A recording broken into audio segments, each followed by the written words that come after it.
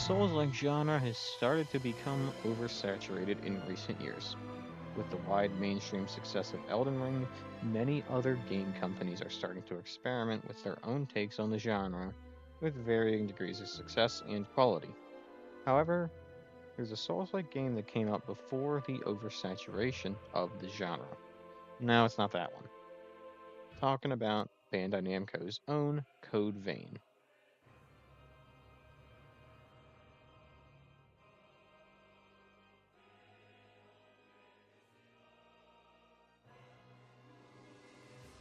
Released in 2019, Code Vein is an action RPG, an anime styled take on the Souls like formula.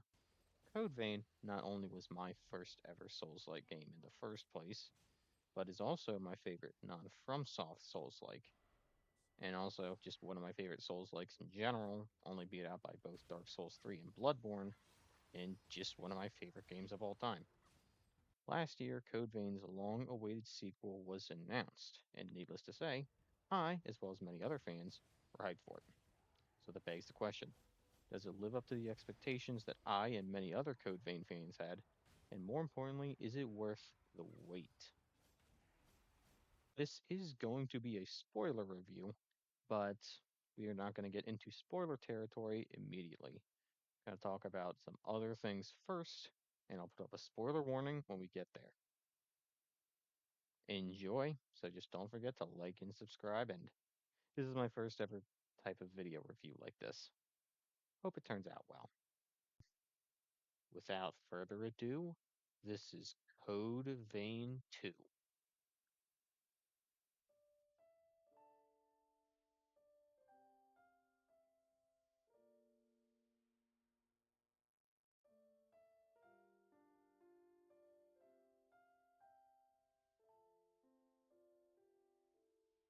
The gameplay of Code Vein 2 is actually very similar to the first one.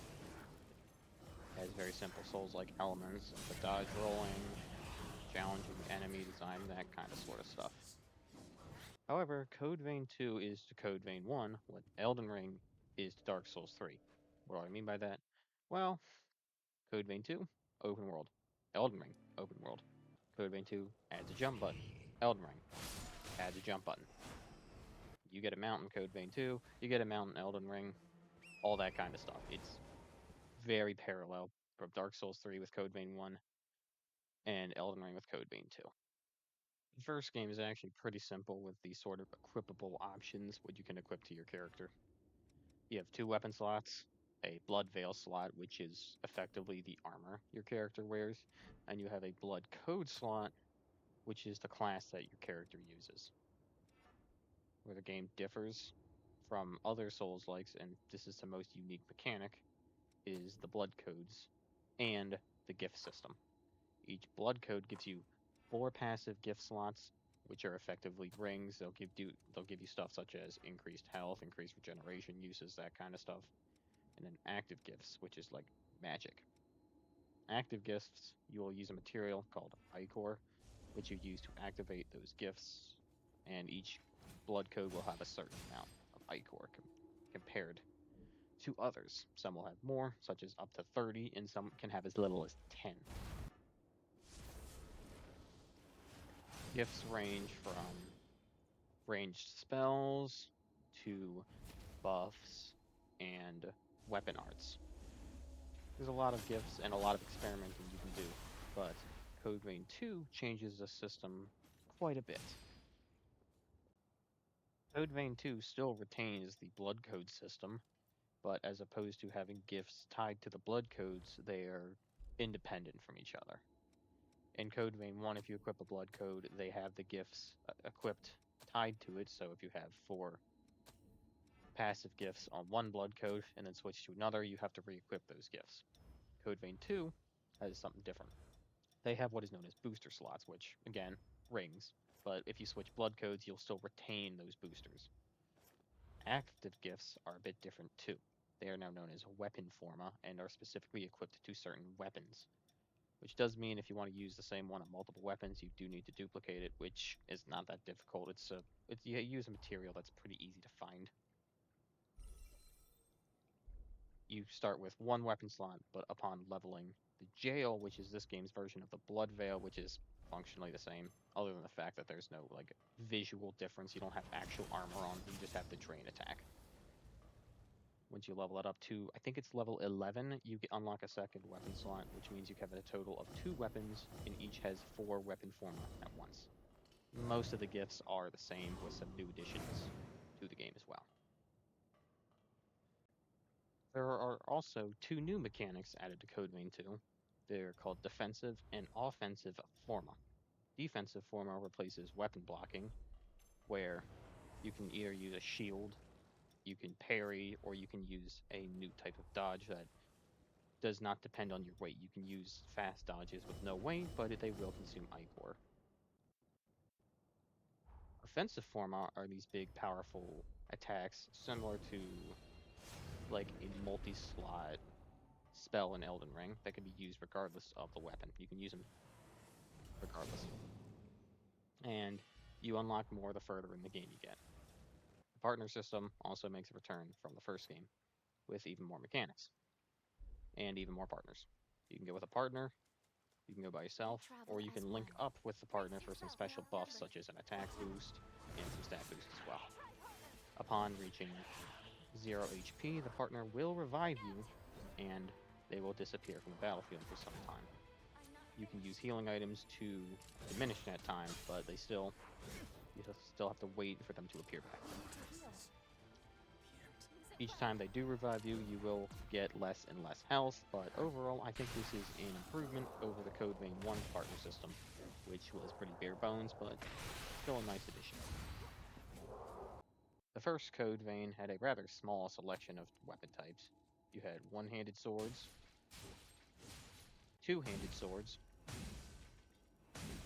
halberds, axes/hammers, and my personal favorite, bayonets. Code Vein 2 has the same weapon types, but also has 2 new weapon types. Those weapon types are the dual blades and rune blades. I have not personally had much time to experiment with them, as I've mostly stuck to my trusted Queen Slayer bayonet, but they are very unique additions to the sandbox that I happily enjoy. Code Vein 1's amazing character creator makes a much needed return in Code Vein 2. For my first playthrough, I played as this guy who looks like nobody in particular. The last topic I wanted to talk about before getting into the game's narrative and into spoiler territory was that this game had a very good soundtrack. While I would say I like the soundtrack of the first game more, this game has a great soundtrack too. It's no Claire Obscure or Near.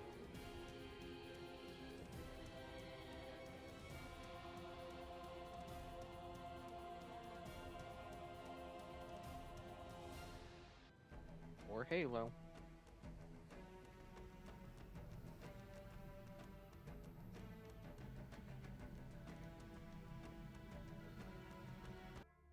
Or Gears of War.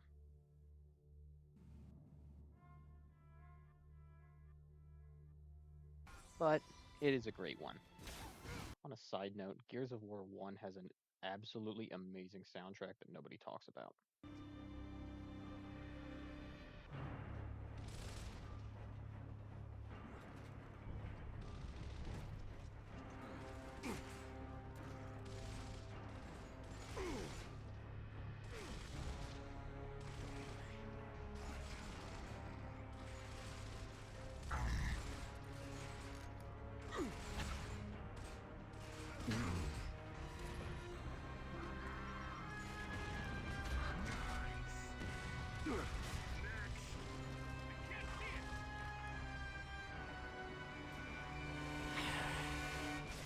Anyways, sorry about that tangent. I just really like that game's soundtrack. Anyways, here's a few examples of the soundtrack from Code Vein 2.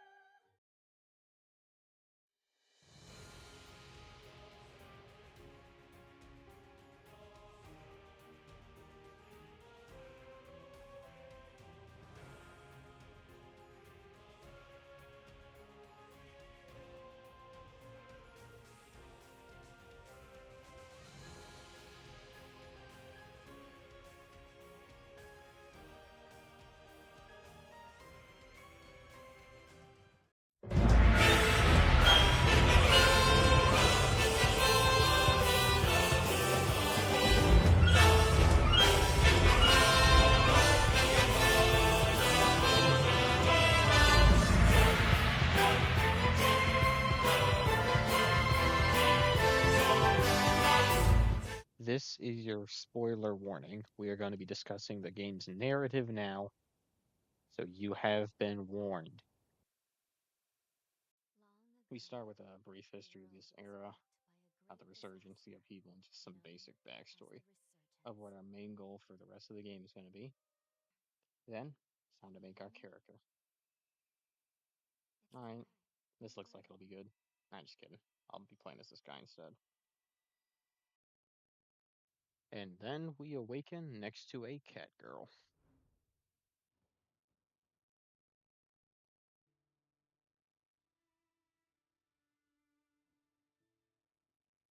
This is Lou Magmel.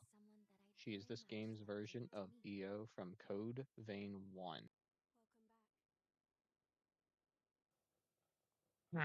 After awakening, we head outside to this tower where we come across this pretty ominous looking statue.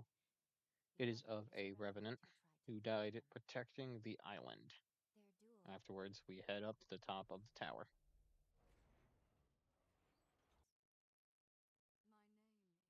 This is Lavinia Voda. Her role is mostly to push the narrative forward and guide us to our destinations. After we have a short chat with her, she explains how Lou actually has the ability to travel through time, and that right now she wants us to help Lou master that ability. And to do that, we need to go back to the Magmel Island of the past. Then off we go, traveling through time through our very first time jump, back to the Magmel of 100 years ago.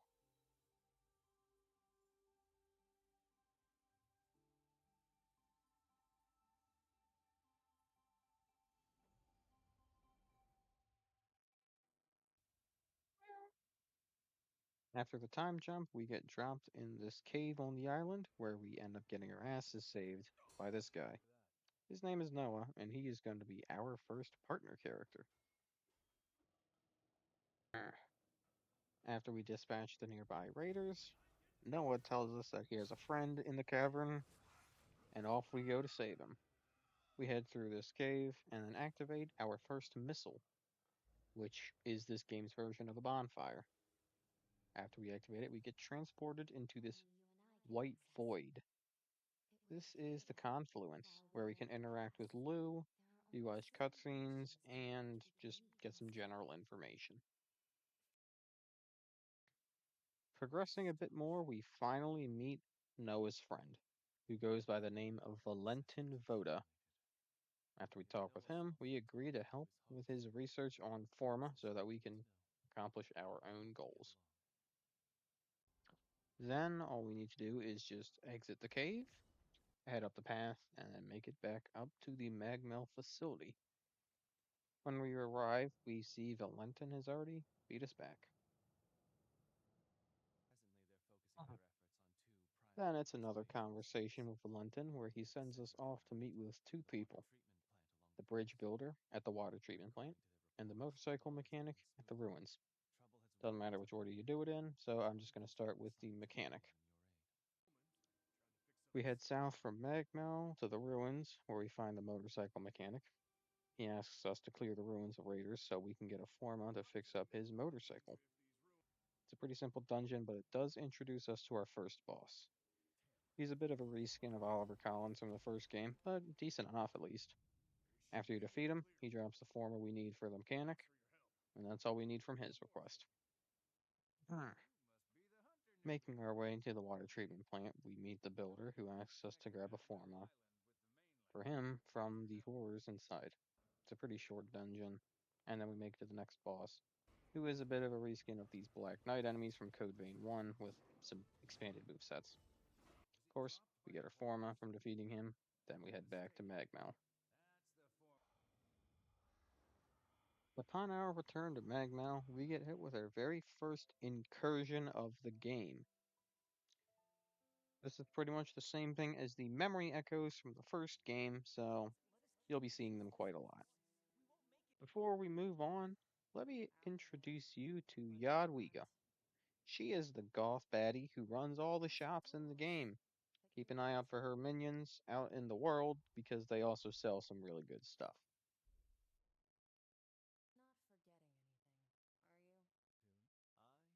After we return to Valentin, he gives us a key to the former storage tower so we can get our reward, which is going to be the former we need for Lou to master her time travel abilities. Then we just go up to the tower, into the second floor, and pick it up. Once we pick it up, Lavinia transports us back to the present right as an attack is launched on the facility by the raiders on the island. Lou expresses to Lavinia her desire to save the Magmel in the past. However, Lavinia gives us a warning to not meddle with the past in such ways.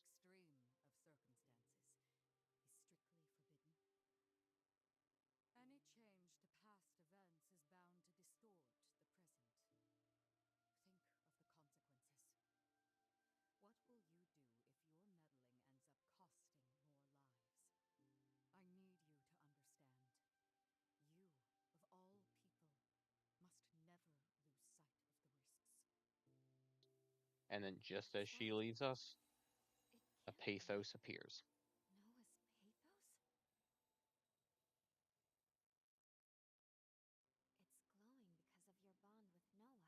The pathos bore through time. I can use my current powers to trace its glow and take us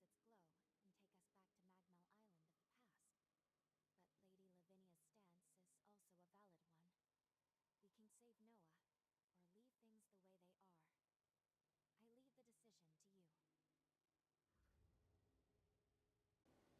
But Lady Lavinia's stance is also a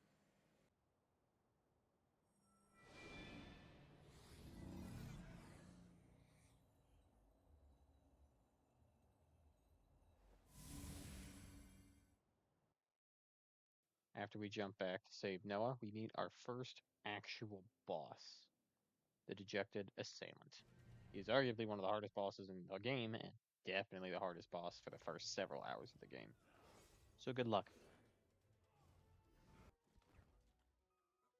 This isn't really a boss guide, so I'm not going to go into much depth, if any at all, on these bosses.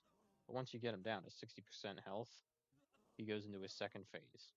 After a cutscene where it is revealed that this boss was in fact acquainted with both Noah and Valentin in a rather emotional moment, he gets much more difficult.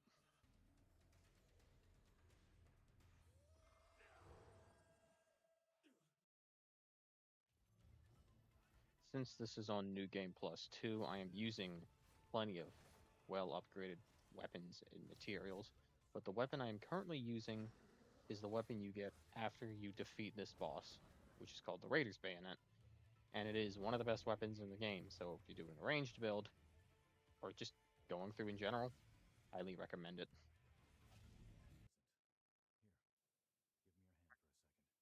After the boss is defeated, we form a summoning pact with Noah, and then we can return to the future to see how the past has changed.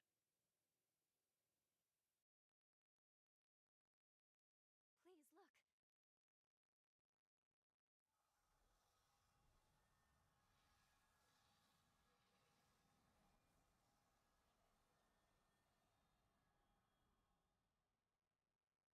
We're seeing it happen. These are all the changes that took effect in present-day Magmel. It's a new future, one forged by our own hands. There's no time to waste. I think we should go check on Noah and the others. Let's return to the Institute. One way or another, we're going to need to get a first-hand look at how our actions affected the timeline.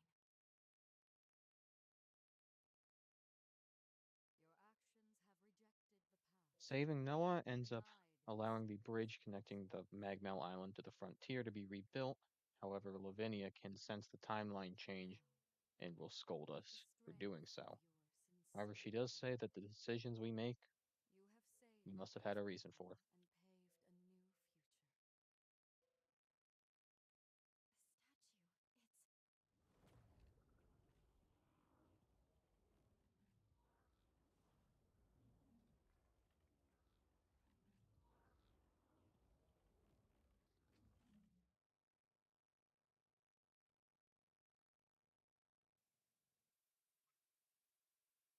The statue, it's... Making our way back to Magmel, we are reunited with Noah. Lavinia gets him up to speed on what's going on, and it gives us our goal to work towards for the rest of the game.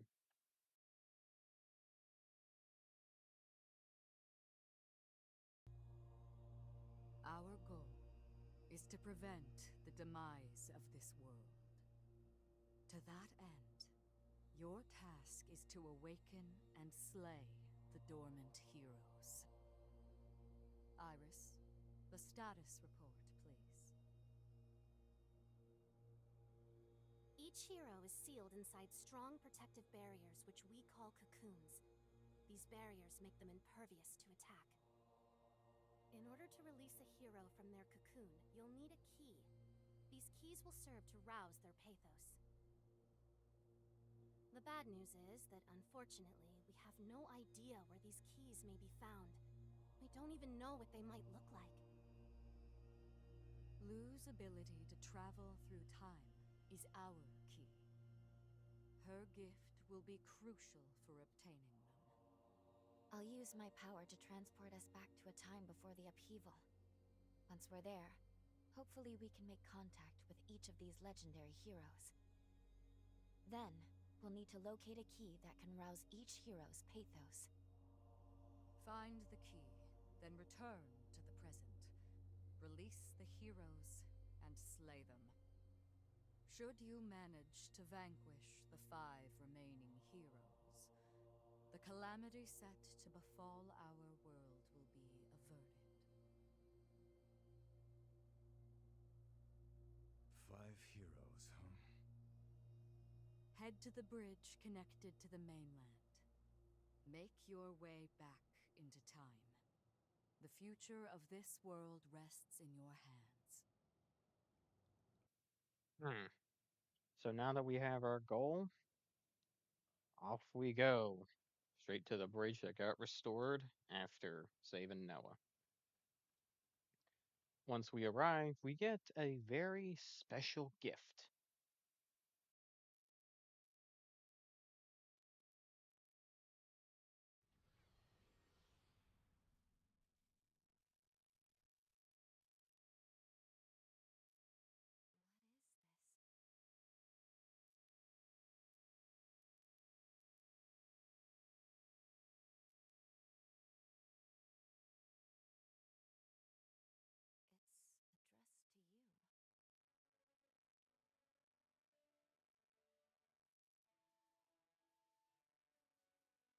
To the great hunter who saved our lives, we pray you will accept this gift. Fate willing, we leave this to you, in the hope that it may help aid you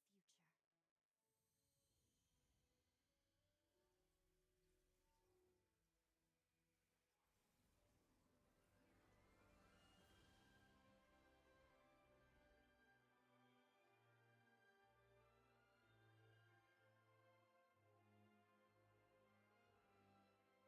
come an awfully long way to get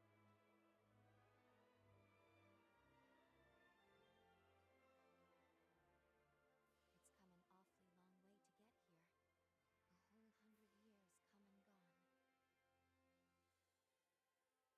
A whole 100 years come and gone. We should take it. After all, they gave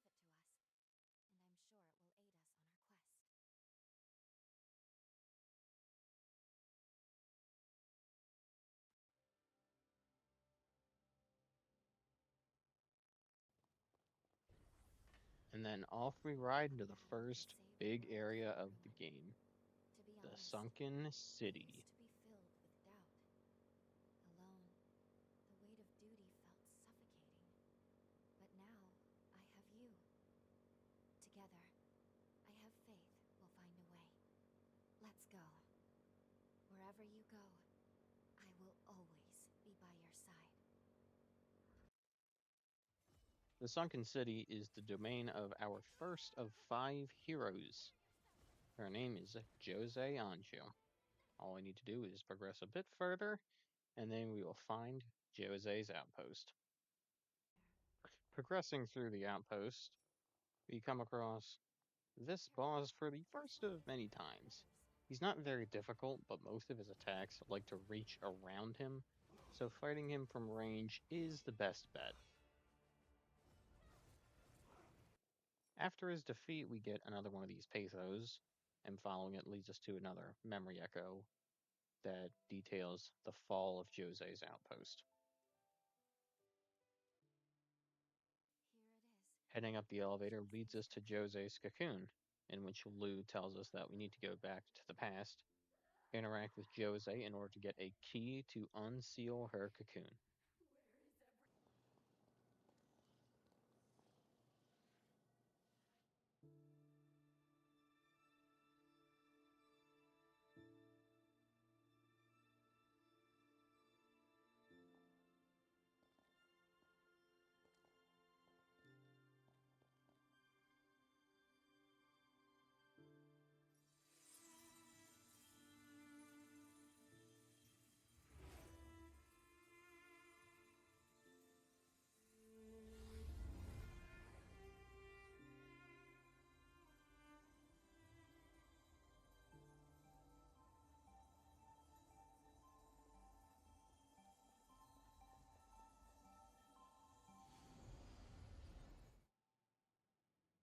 After a rather suspicious scene and our near execution, we finally team up with the hero of the sunken city, Jose Anju.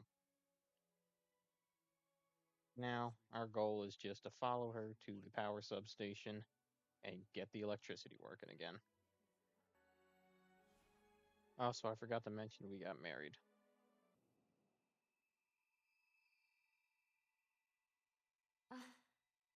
I'm so glad you're safe.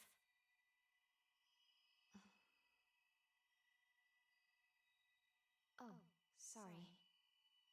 Anyway, we should go over what happens next. First things first, we should continue working with Jose to gain her trust. Then we can track down the whereabouts of the key, or so I hope. Seems the substation is now home to numerous horrors. Do be careful. The power substation is a rather simple dungeon, but upon progressing through it, we do learn a bit more about Jose's family dynamic. I lost my mother and my twin sister, so sometimes I wonder about people. Afterwards, we fight a pretty simple boss that is just a reskin of a Code Vein 1 enemy, but he's actually not that bad of a boss. After we finish in the substation, we head back to Jose's outpost, where we meet Alessandro Gobo, who is a bit of an antagonist for this game.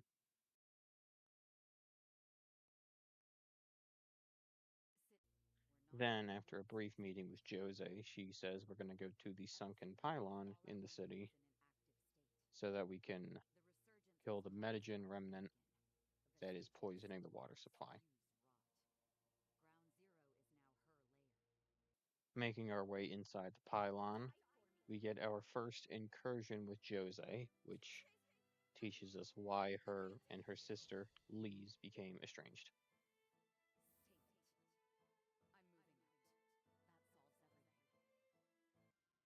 Gotta say, I am a big fan of this dungeon because it is much more vertical than a lot of the other ones.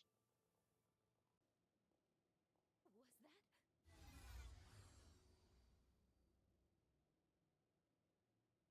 Lise? Wait! What in the world? No. No Forma could produce that. It's impossible. Let's track it down. I need another look. About halfway down, we run into the first pathos of Lise. There are quite a few of them in this area. After the second one, we find out that Lise made a device for Jose that can help stop their frenzies. And then after with the third pathos, we actually find said device in which Jose puts it on her eye to keep herself stable.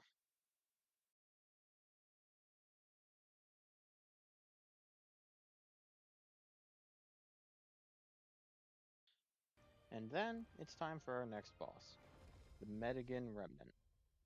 I actually like this one quite a lot. Has a lot of long wind-up attacks, but it's really punishing to get hit by. Also, another one of those bosses where you can't exactly attack from behind because it'll poison you. Overall, I actually really like this one.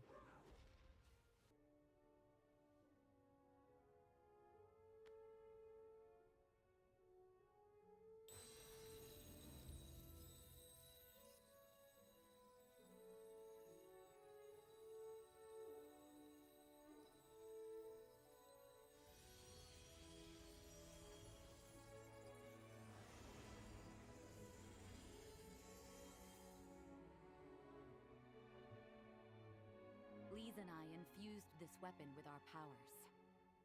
Good luck. May it be a beacon upon your path. Consider it a token of thanks. From me. No. From everyone in the Sunken City. Please, take it.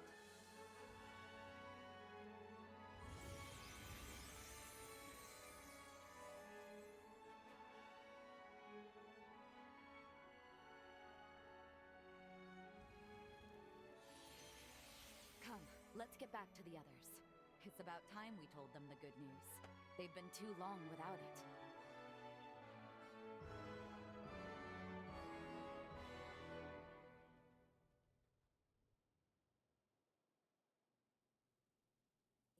After we get that weapon from Jose, we hit Lou, and she actually tells us that the weapon we just gained is the key we need to open Jose's cocoon. So now it's time to say goodbye to her and head back to the present. We'll meet again. You're the best partner a girl could ask for. Upon returning to the present, we head back to Jose's outpost so we can unseal her cocoon.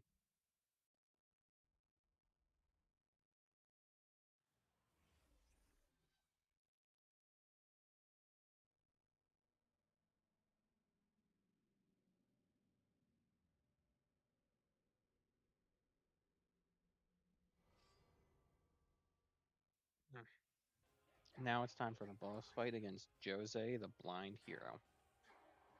Her moves are pretty telegraphed, but they will hit like a truck.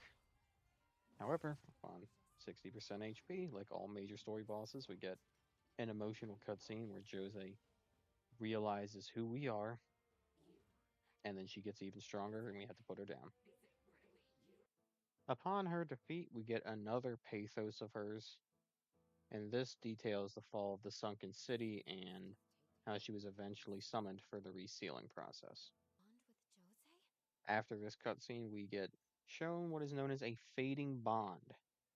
This fading bond can be used to go back into the past and save Jose's future.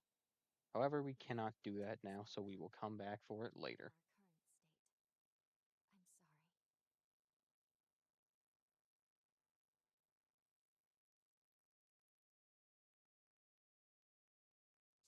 Jose Before we go continue on to any of the other heroes, we should return to Magmel, in which we get shown another bond.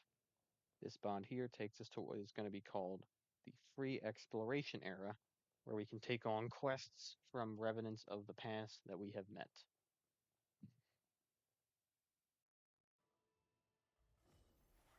Now, before we continue on with the rest of the story, I wanted to get my biggest criticisms out of the way first. First one is that, as you've probably noticed with some of the footage, the performance is pretty bad. This game definitely needs a performance patch. The second one is a lot of the enemies are just reused from the first game with the same moveset, and it does get pretty stale at times. And finally, the open world, it seems unnecessary. Really should have just shrank it down. Like, it's not as big as something like Halo Infinite, but Halo Infinite is also just a shorter game in general. If only. With that out of the way, it is time to move on to the Corroded Scar so we can slay the hero Lyle. Also, I hope you're not that big a fan of Iris because these are the only cutscenes she appears in at all. She has like 4 in the entire game. That's the long and short of it.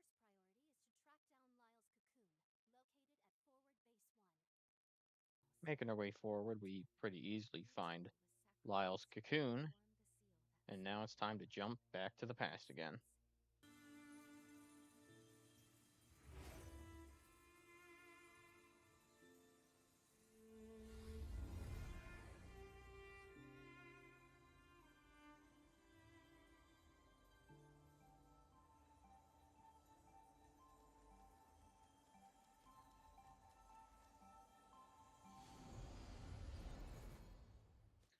Back in the past, it's just a hop, skip, and a jump to find Forward Base 2 and get recruited into the Dawn Course so we can meet Lyle.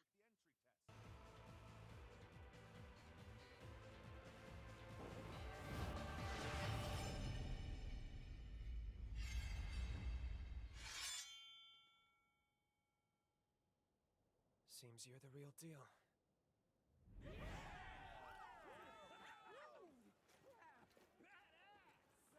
After meeting with the leader of the Dawn Course, named Craig, he gives us our goal. We're going to get into the Pioneer Castle, but to do so, we need to kill 2 retainers, one of which is in the Limestone Cave, and the other of which is in the Abandoned Land.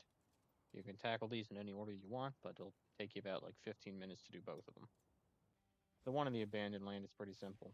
You just get there, go straight back, and then you fight a boss that you've fought multiple times already. It's pretty easy. The one in Limestone Cave is a bit more challenging because it's one you haven't fought yet before. But overall, if you just memorize his attacks, keep some range from him, he's not that difficult. But this is where you get your first incursion with Lyle. You learn that he used to be a human that was taken under the wing of the Dawn Course, but was killed and then became a revenant. Anyways, with that all done, you just return to Craig so you can get the key to the gate that leads to Pioneer Castle and make your way across the bridge to go there. Upon making your way across the bridge, Craig presents you with a dagger as an initiation into the Dawn Course. When you bring that dagger to Lou in the Confluence, she says that this dagger is the key, but it needs a bit more energy to fully open the cocoon. It's missing the Dawn Course insignia, which we will get as soon as we clear out the dungeon. I will say this dungeon is pretty neat. It's a mix of tight corridors and very wide open arenas. However, it also has really poor performance. It just lags a lot in this dungeon. Making our way through, we find ourselves at the control room with surprisingly little resistance, and as such, we just phone Craig, tell him the coast is clear, and they start setting up shop in the control room. However, after stepping out of it, Lyle notices some forma on the ground that looks suspicious, so we decide to follow it and fight another one of these dudes. Although this one's actually more fun because his swords are less numerous. He only has 2 as opposed to 6. So do with that information as you will. After we defeat the guy, we find some paperwork on him from Gobo, because he's connected to all 3 of the heroes in some way. We find some paperwork that discloses that Lyle was actually an illegal revenant. You see, after Lyle died, Craig immediately revived Lyle as a revenant, but in a way that was illegal, and as such, Gobo's forces have been after the Dawn Chorus ever since.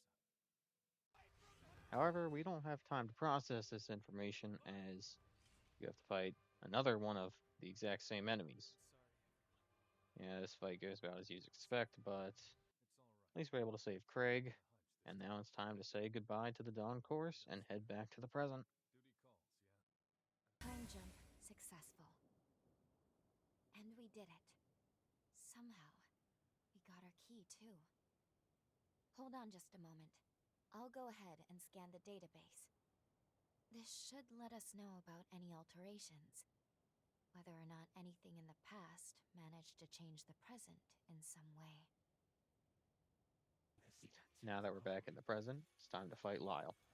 So by presenting the dagger to the cocoon, we start the boss fight, and honestly, this one is not really that difficult. His attacks are really slow, easy to predict, and his his biggest weakness is just having a bit of range on him. And again, since I'm doing a bayonet build, this is easy. Upon Lyle's defeat, we get another incursion. This one chronicles the Dawn Forest getting completely wiped out by Gobo's forces as Lyle is away, dealing with the previous queen of the region.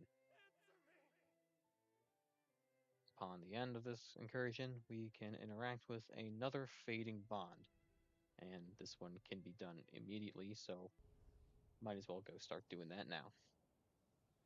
Upon interacting with Lyle's bond, Lou says that there's pretty much nothing you can do in this time, but if there was some other time you could interact with Lyle, then it might be able to change something in the present.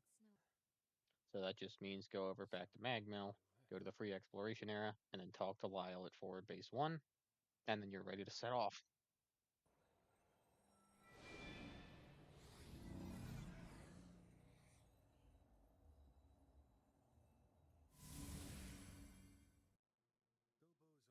Then we need to go to Craig and get a status report. He says that things are mostly normal. However, Gobo's forces are getting ready to attack, and there's also a strange amount of earthquakes happening throughout the corroded scar. So what we do is we follow Craig, we take him with us to the sealed mine, where we meet Lyle. Well, you really picked an odd time to show up again. The mine is mostly an average dungeon, but I would say it's better than most of the caves in Elden Ring, though that's not exactly a high bar to clear. Tight corridors, some open chambers, but that's about it. Later on, we get an incursion from Craig. Pretty much it talks about how the Queen banished Craig and his forces, but that's after she learned that the corroded scar region actually was the stomach of a giant horror, so she's doing it to protect her people. And then it's off to fight Pioneer Queen Imogen. This boss is somewhat challenging, but like most in the game, if you have a ranged build, particularly with a bayonet, it goes down pretty easy. There are some heavy damaging attacks, but it's pretty easy to deal with. After her defeat, the forces that are attacking the Dawn Course are just swallowed up by a crater. So there's that loose end dealt with, and then we go back to talk to Craig about what happened, and then go on our way back to the present. The first thing of note in the present is the fact that Lyle's cocoon is now moved. So, where else would it be other than Pioneer Castle? And as such, we head there and notice as soon as we step in that there's a bunch of Dawn Course flags all over the place. Unfortunately, there's a guard station that won't let us in, so we gotta go to the basement to find Craig, who gives us a nice surprise.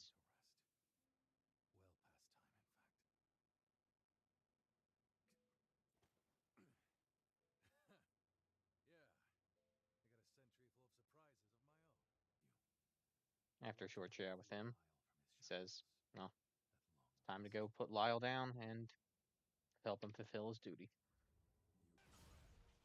I would actually say that the hero Lyle is one of the hardest bosses in the game. My first playthrough, he wasn't that bad because I came to him much later in the game. Second playthrough, and any subsequent New Game Plus runs, way more difficult. He is very swift and has very high damaging attacks. The saving grace is that Craig will always be with you. You cannot change your partner. You cannot even change no partners. So you will always have split aggro. But this is a rather fun boss fight. And once you're done with it, you get to say goodbye in a rather heartfelt way. And redeem Lyle completely.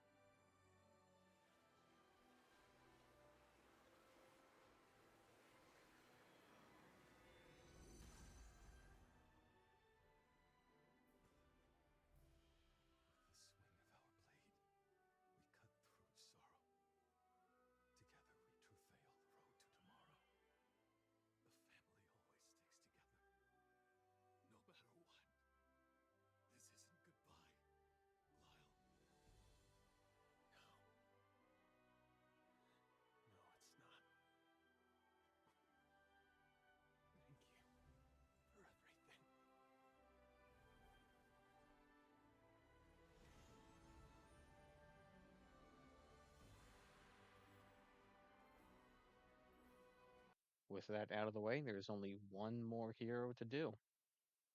The hero, Holly. Alright, so now that we're finished with Lyle, is on to the third and final hero in the frontier, Holly. And to get to Holly, we need to make our way through the collapsed tunnel, which is not too far from how you get into the corroded scar. Going in, and you get to the undead forest. After we continue along the road, we make it to a sort of mini dungeon called the Plagued Village. Only a few paths, only takes a few minutes to get through, but at the end of it, we finally get to where Holly's cocoon is, in the greenhouse.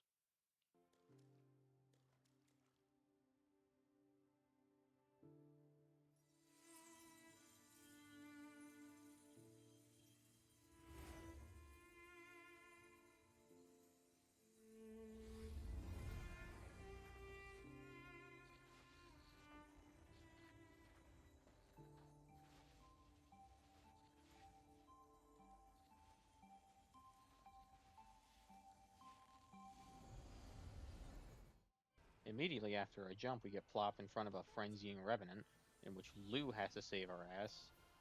As soon as that's over, we finally get a chance to see Holly for the first time, and I'm just gonna let this scene play out.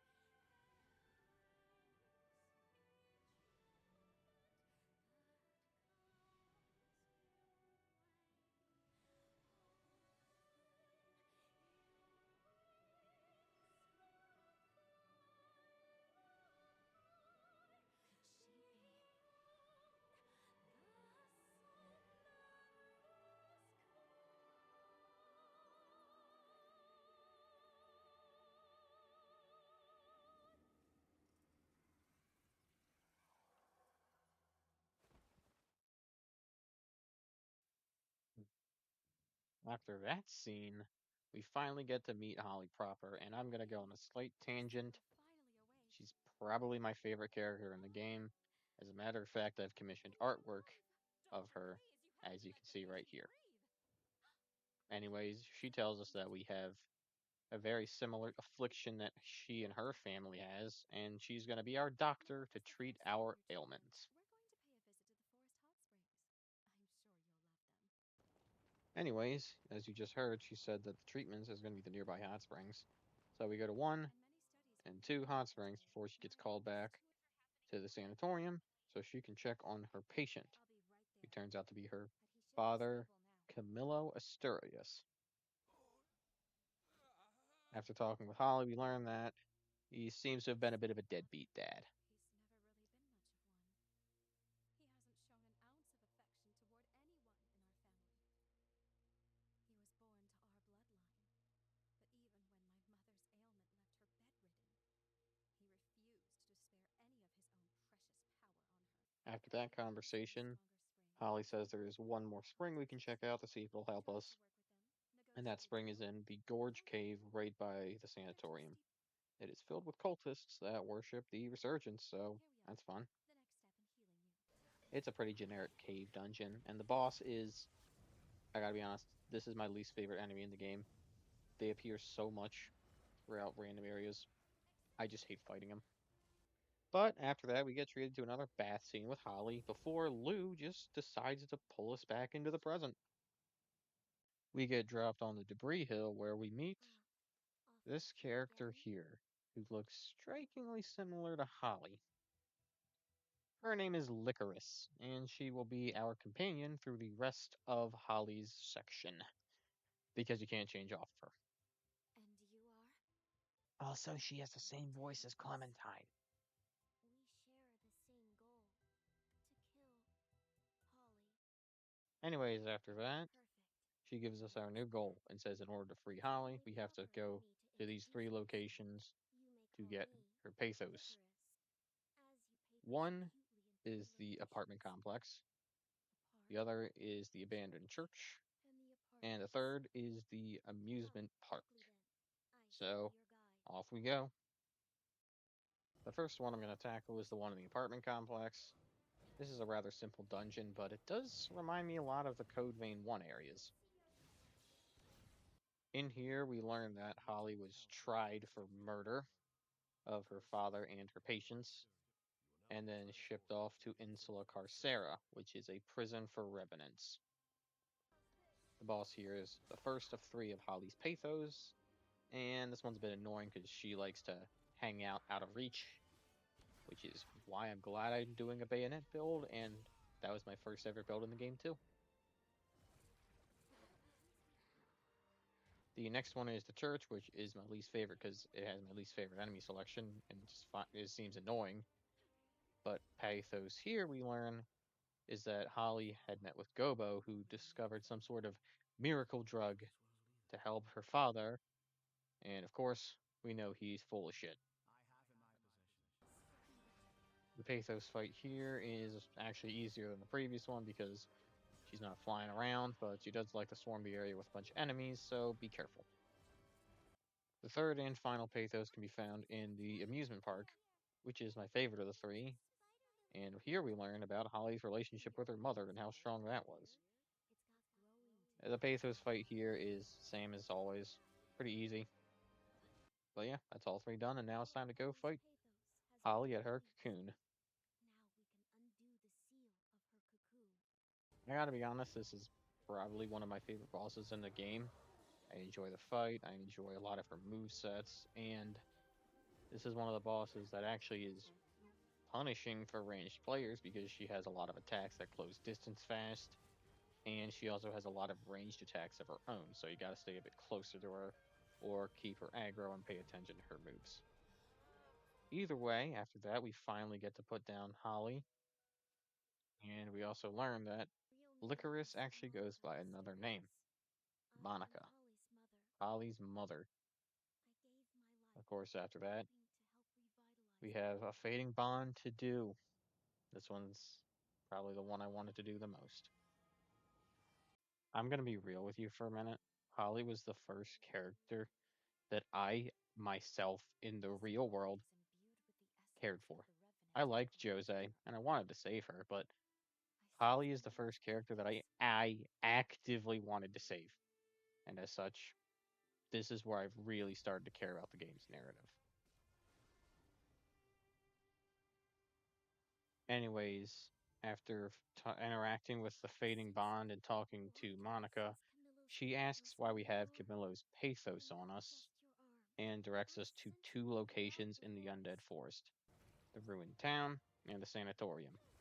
In there, we can get the two remaining parts to Camillo's pathos, and in turn, it actually shows us that he did care for Holly as his daughter.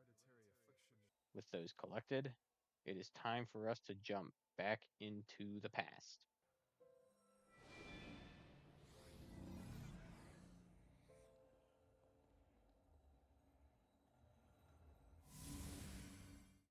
Since we are jumping back to a time that was so close to our first jump, we have to prove ourselves worthy through Idris's trial by fighting this boss, which I actually do quite like, known as the Retainer of Idris. This boss is easy as hell if you're doing a ranged build like me, but my second playthrough I did a one-handed sword build, and this fight took forever, because in order to damage him, you have to hit those tentacles on the back. But with that done, we can finally jump back to the past. By collecting all of Camillo's pathos, we were able to reconstruct his blood code and use it as a cure for Holly. So we go back to the sanatorium, talk to Holly, who playfully scolds us for running off on her, and then try to heal her, which it unfortunately fails. However, she goes to check on Camillo, who has since frenzied. Heading through the sanatorium, we find quite a few little memory echoes of Camillo showing just how much he cared for Holly before we just fall through the floor into some random underground lab.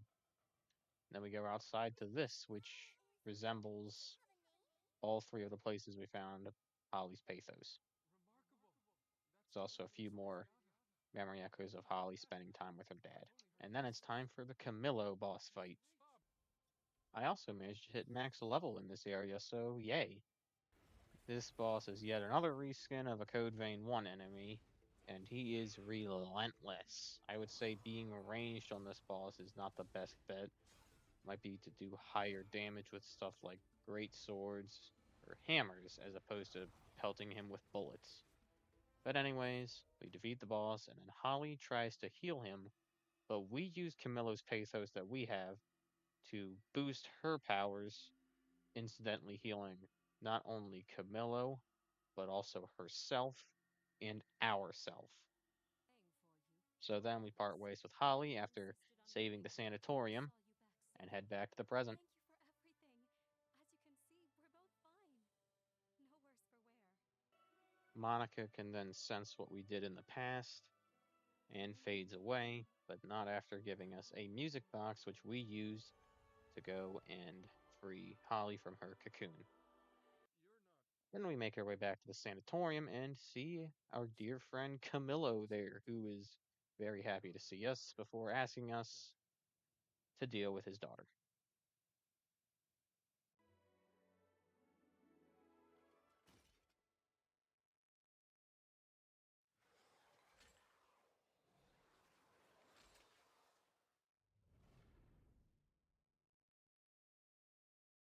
This boss is a direct counter to my build. If you were to see me post the full clip, I would be getting my ass kicked. Her attacks are all ranged with some very fast distance closers because she skates around the arena. I really like this boss, but damn is she tough. It does help that the arena is very wide open, but if you don't know how to dodge your Gatling gun shots, you will be torn to shreds. With her defeated, we can finally lay Holly to rest and close off that chapter of the story. Thank you.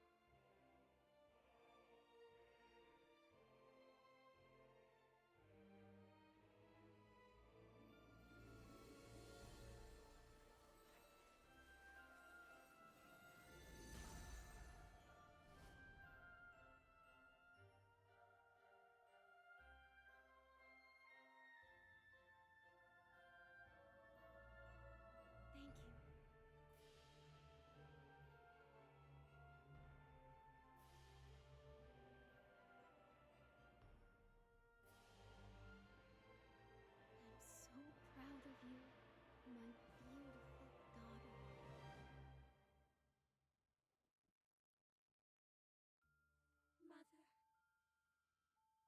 Mother, I heard you.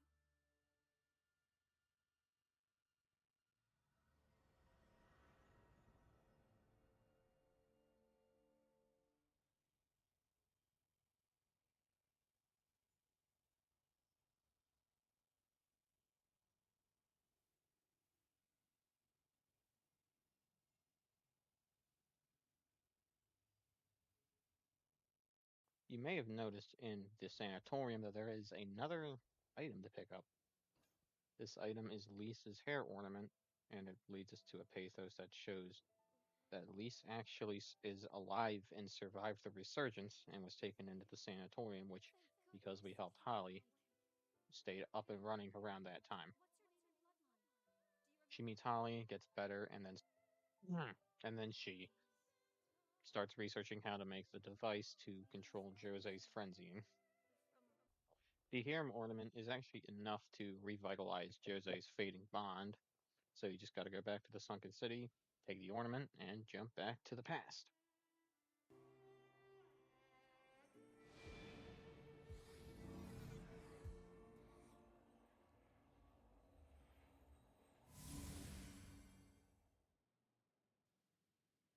Immediately after jumping back to the past, we see that Jose's outpost is under attack by Gobo's forces, and as such, we need to make our grand rescue to save Jose.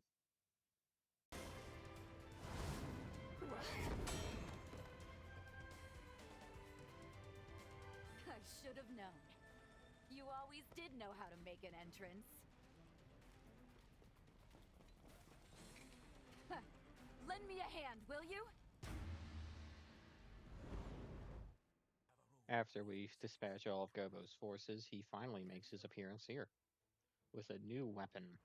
A weapon that can make a quasi resurgence, which only affects revenants and does not affect humans. This is actually the same resurgence that causes Jose to frenzy and pretty much kill the entire population of the city, which leads to her gouging out her eyes in shame. Unfortunately, we can't do anything right now, so Lou pulls us back to the present so we can figure out a solution. I thought I'd lost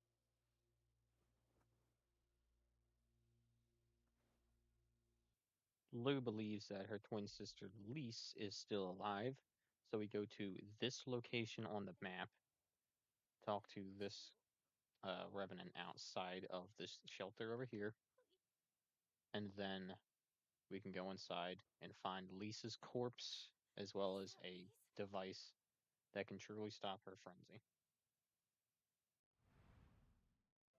Taking it back to the past, we give it to Jose, which quells her frenzy and saves her. But unfortunately, Gobo gets his hands on the device, which leads to rather disastrous consequences. One move, and you're both dead. The present, It's with doomed. Gobo's in his hands on the device, pretty much the present will be I'm fading, sorry. and we have to do Your love something. won't hold. And that something is stopping Gobo and killing him once and for all. Retake the control device from Gobo. Move on, Nea. Rendezvousing No with more Jose, arguments. we make a plan to head for the Bureau's castle, stop Gobo, and take Lisa's device back.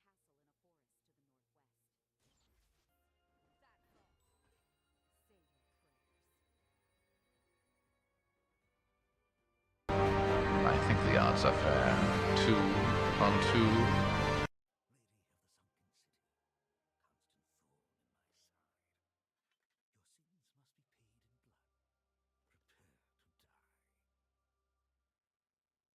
After Gobo explains his motivations, pretty much, he's just saying that humans have been preyed upon by revenants for too long and he wants humans to take back control. Which, to be fair, if you played the first game, he's not wrong, and if his motivations were a bit better, he'd be a hero. But then we move on to the boss fight, which is actually not that bad for a duo fight. It's no Godskin duo, but it's also no Ornstein and Smell. Oscar does a lot of damage and likes to put pressure on you, while Gobo will use his rifle to pepper you with shots. At about 60% health, Gobo actually teleports Oscar away and then uses the device to power up his rifle, which can give you the Lunar Rapace's status effect, which will remove your partner and the ability to heal. So good luck. The boss is actually not that bad, even in the second phase. So once you put him down for good, it's time to go back to the present and say goodbye to Jose. But not after she takes a nice little picture of us. It turned out wonderful. Thank you. I'll treasure it. After making our way back to the present, we finally, for the first time, meet Lise, Jose's twin sister, who asks us to do what we've been doing of finally redeeming her sister and putting her down. The boss is, I'd actually say, a bit weaker than her first version, but it's still a pretty good boss. Her moveset's completely different. She has melee weapons, but it's not a katana, it's these rune blades, which have really big range. And she also uses a lot of magic attacks, but I kind of melted her in this clip of the fight. So after we do that, we finally put down the last of the 3 heroes we need to do for now, and then make our way back to Magmel Island to talk to Lavinia.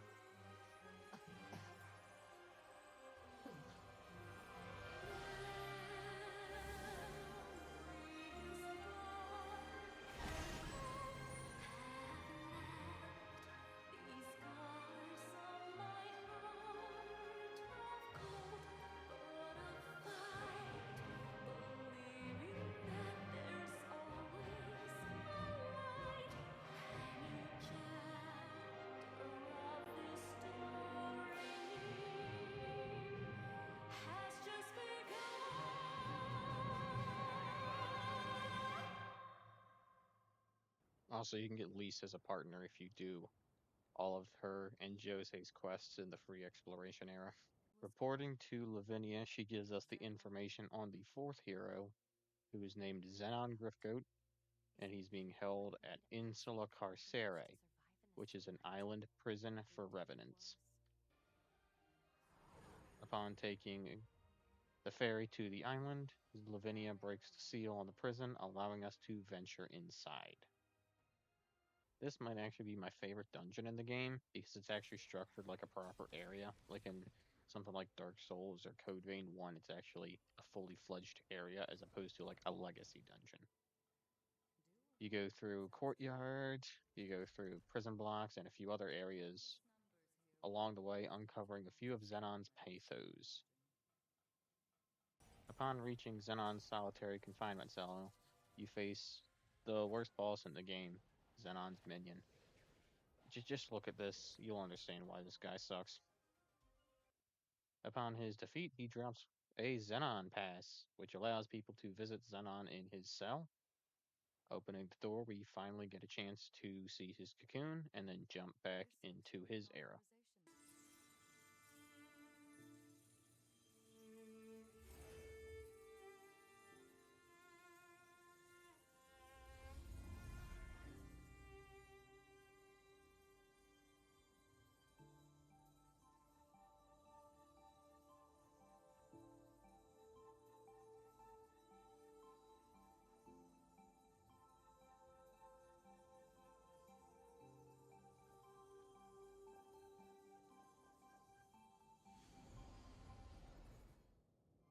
Then we show our Xenon pass to one of the guards stationed outside of his cell, and I'm just going to let this scene play in its entirety.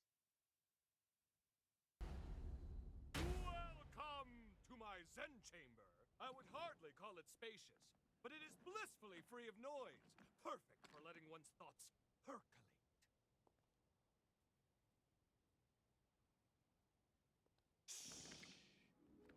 Perk up those cochlears.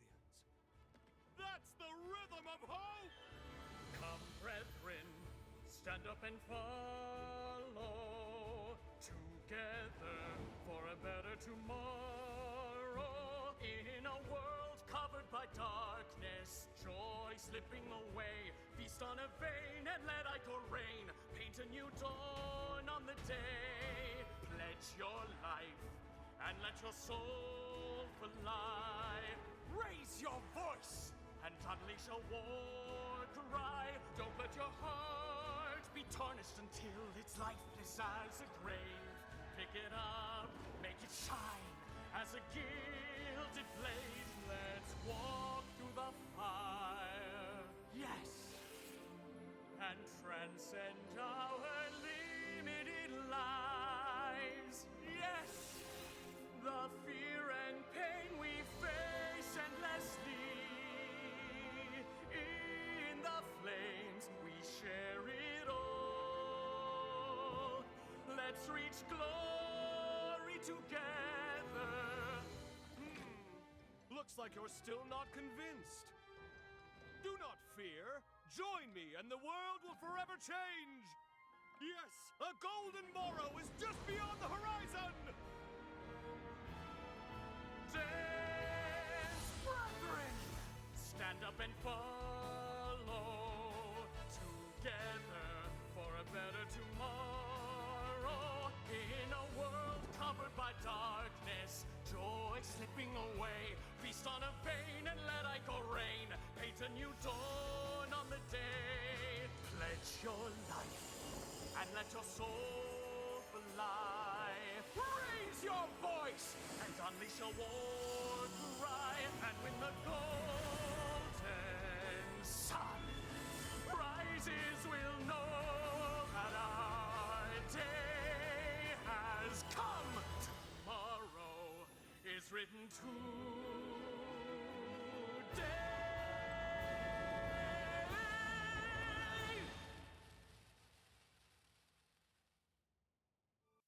After that, we speak to Xenon a bit, where a shockwave is set off by Idris's seal, and Lou takes us to the Confluence. In the Confluence, Xenon just inexplicably is able to come in there, which catches both of us off guard before we decide that, yeah, we're going to get his help for this. Xenon says that the shockwave has disrupted some of his labs, so we just need to go to those 3 labs, take care of his little doppelgangers that he made of himself, and he'll give us some history along the way. The first one in the Sunken City is pretty simple. It's just a generic dungeon, and the boss is just a copy of Xenon. And I'm not even going to discuss these bosses because they're not worth talking about. Then, after we defeat the boss, Xenon gives us a little bit of history about Revenant kind. We do this 2 more times, fighting 2 more Xenon copies, in which Xenon gives us some more history, and then we suddenly just, he's actually able to suss out the fact we're a time traveler. And then after that, we just go back to the present, and time to unseal his cocoon. Also, Resident Evil 9 just finished downloading, so I want to get this done as soon as possible. Anyways, the Xenon boss is actually one of the more unique ones. He has a Minotaur that has a big ass hammer that he swings at you, uses rockets to propel itself, and does a lot of damage. In his second phases, he starts to summon a bunch of suns that circle the arena and damage you. But if you can dodge those and just stay on your toes, you can get it done. Upon his defeat, we watch a memory echo where Xenon comes to the conclusion that the resurgence is in fact caused by revenants. But before we can come up with a solution to that, Lavinia calls us back to go to Magmel Island. Once we return to Magmel, Lavinia reveals that the final hero is none other than her son, Valentin. After giving us a second, she lays out a teleporter for us to go to the lunar Rapaces. But before that, Noah stays behind to speak to her.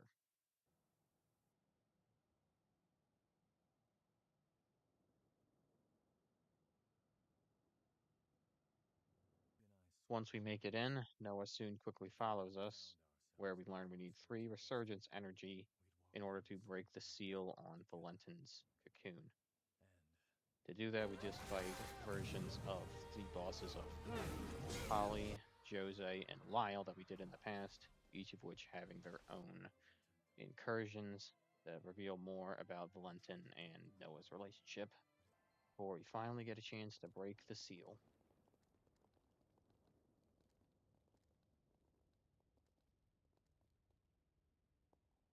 So this is where he lies. Valentin's cocoon.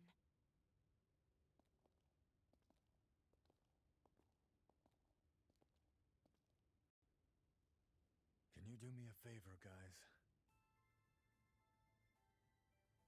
Promise you'll look after him for me, will you?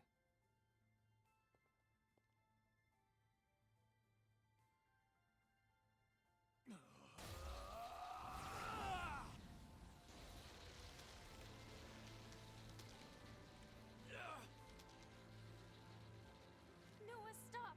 You won't hold out! Hey, partner. I'm here to fulfill our promise. Wake the hell up!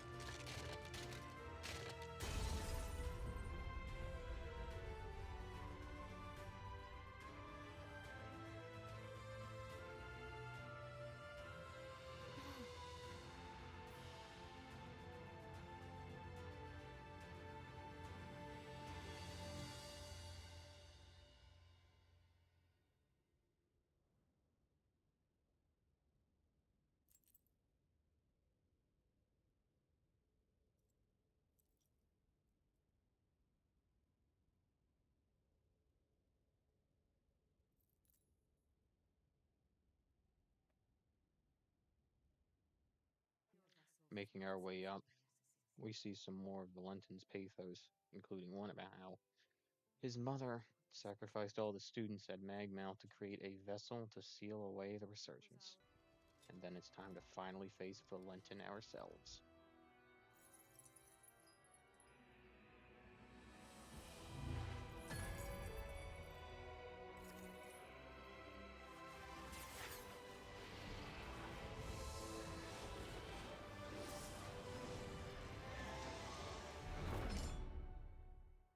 This is one of the hardest fights in the game, particularly because he can heal himself for quite a lot.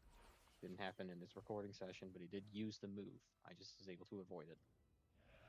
He utilizes the masks of the 7 Revenant families to utilize his attacks, and then halfway through he summons a giant hand that can give you the Lunar Apacis stat effect. Either way, this is actually one of my favorite bosses in the game, and a really good send-off for the first ending. Upon his defeat, Lavinia comes to the Lunar Apacis and reveals that his plan was to rid the world of all revenants for humanity to live, and by ridding the world, it would get rid of the resurgence completely. As such, she begins to cast the Forma that he created and purges the world of all revenants. Come, my wretched kin. Let us return to the cradle of finitude. Let us embrace our fate.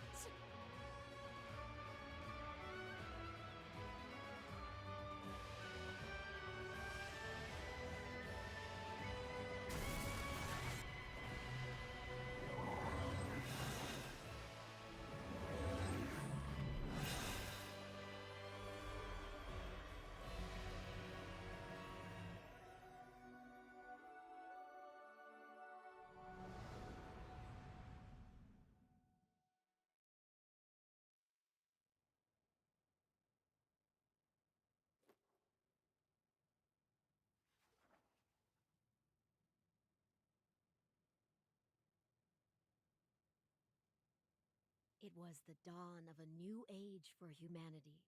It heralded a new day under the mantle of their leader, who was named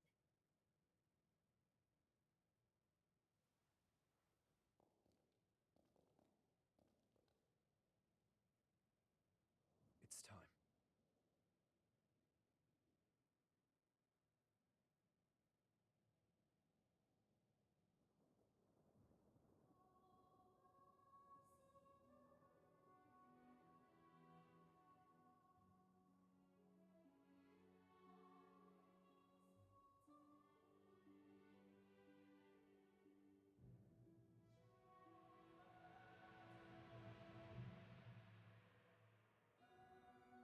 O hallowed hero, who delivered unto humanity the world. We pray you rest in peace.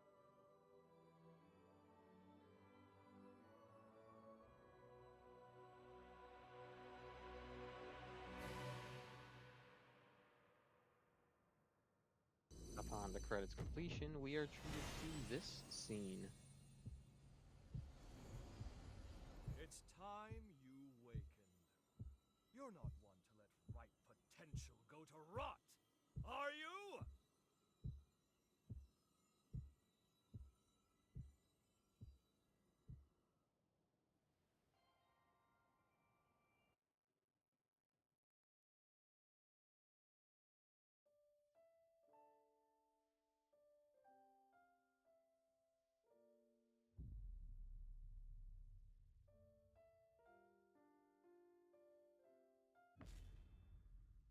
Xenon sends us a recorded message telling him to find him in the past.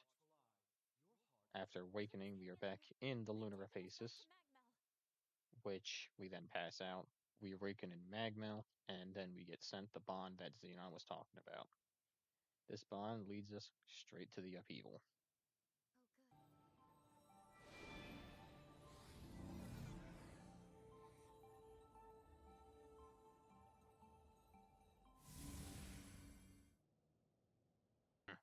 After jumping, we are back at the prison, and as such, we just make our way through it back to Xenon's cell, which Lavinia has cast a bonding forma on him to keep him in place, and then she casts it on us before Lou breaks her bond, distracting her enough for Xenon to cast it on herself, and then he tells us that we need to go to the upheaval and stop this. He just needs a bit more time to work on something.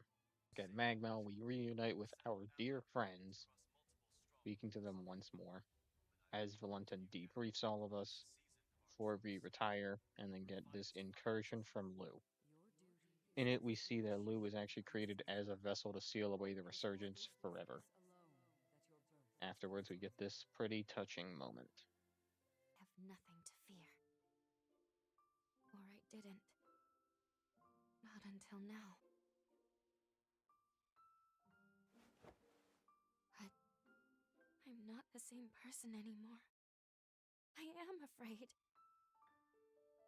I'm afraid of being alone.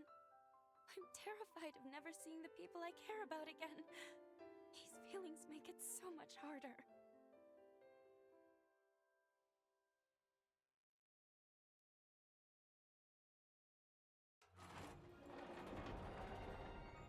Okay. I'll be with you. Until the end. And then we get taken to the Ceiling Spire, which is a pretty interesting dungeon. There are 3 distinct floors, each capped off with an elevator with some enemies in it, until we get to the 3rd one, which has a Retainer of Idris boss fight. After that, we finally make it to the top, where we can see Valentin perform the sealing ritual. It obviously fails, so he transforms into this beast. But just in time, Xenon is able to bind him, explain a plan of, hey, Lou, you go ahead and perform the sealing ritual now, and then we have to fight this boss here now. It's actually pretty similar to the final boss of the first Code Vein. Its head is the weak spot, but takes drastically reduced damage from the other side. But with enough patience and practice, you can get it down, and then we can see the second ending. Commencing the resealing.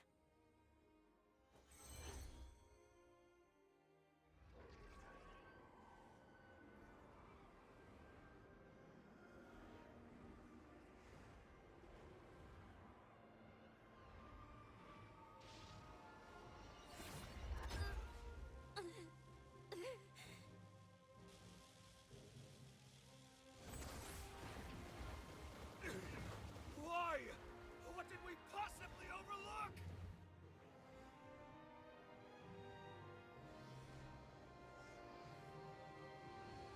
At least, let me save you.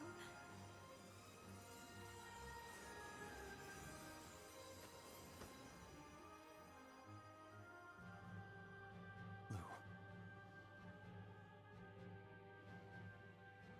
This life belongs to you. Live.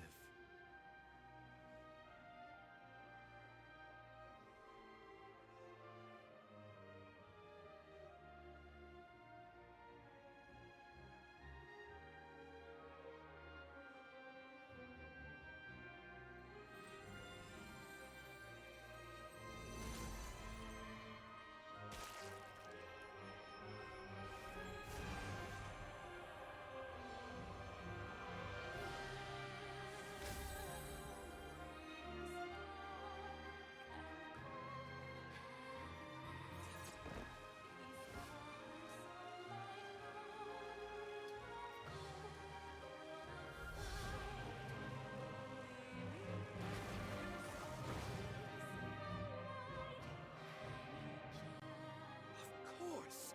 The seal requires an element of mankind! Confound it! How can I not have foreseen this?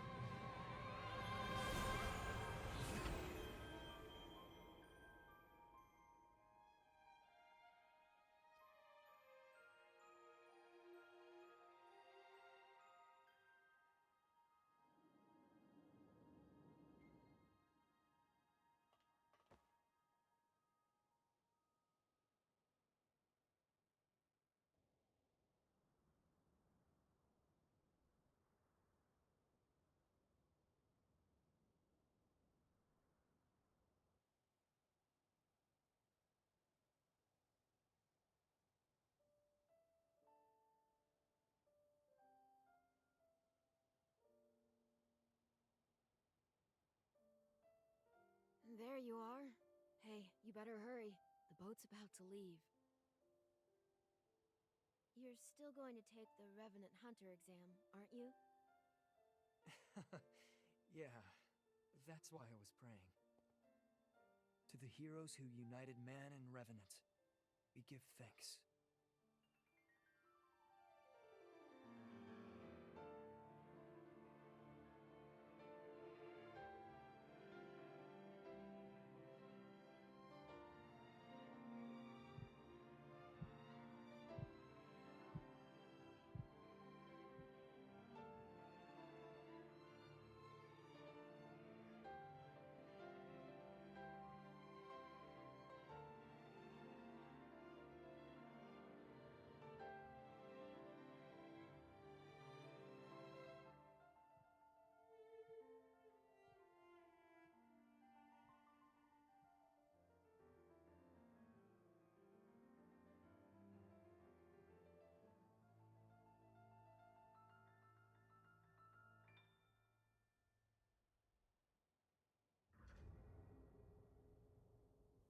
However, there's still one more ending to go.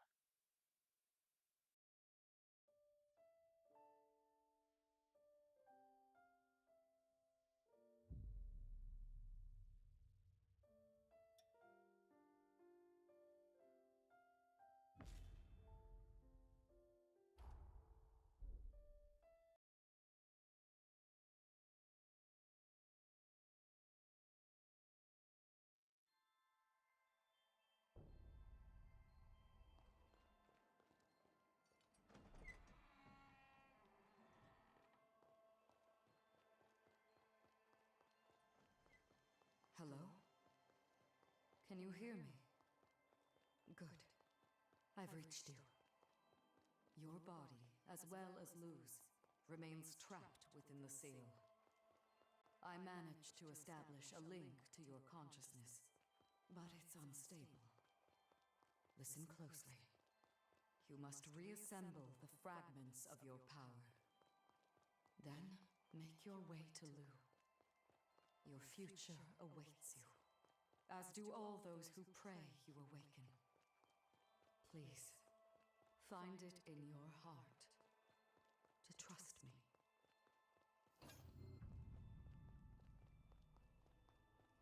In here we get 5 little mini dungeons.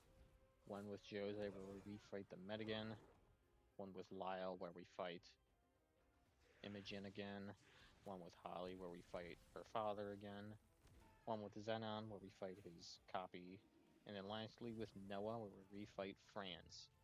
After that, it's time to fight the final and hardest boss in the game.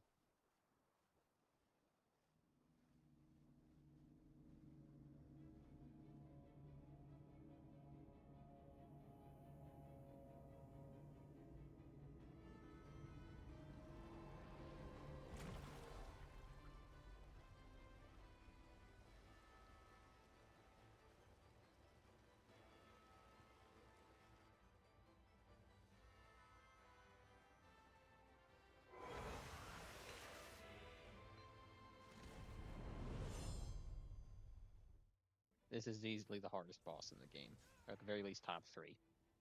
Very high damage, very strange attack combos, and a lot of really unique and unpredictable attacks. And then in the second phase, she starts summoning clones. So good luck.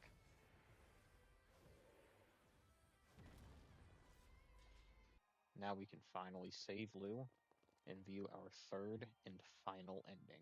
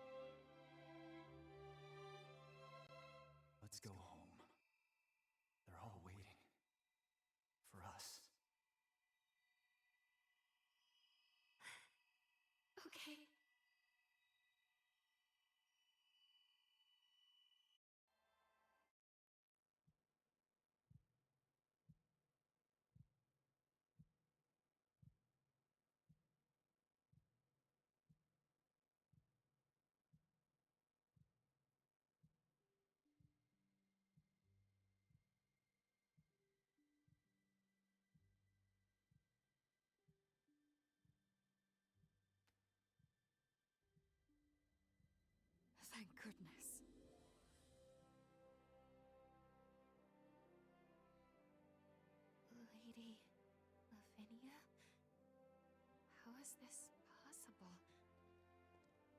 Excellent, you're awake. Splendid. Reality has borne out my calculation. Have a gander. Your bond was so potent, it transcended time itself. We witnessed a miracle.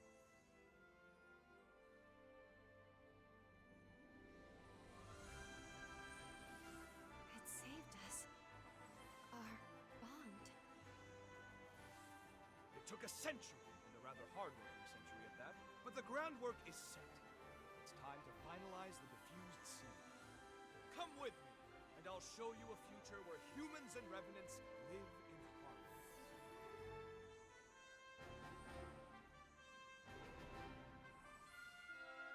Welcome back.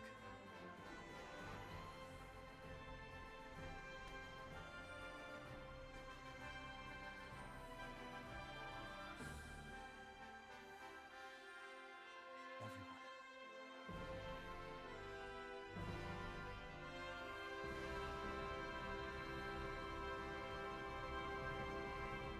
Good to be home.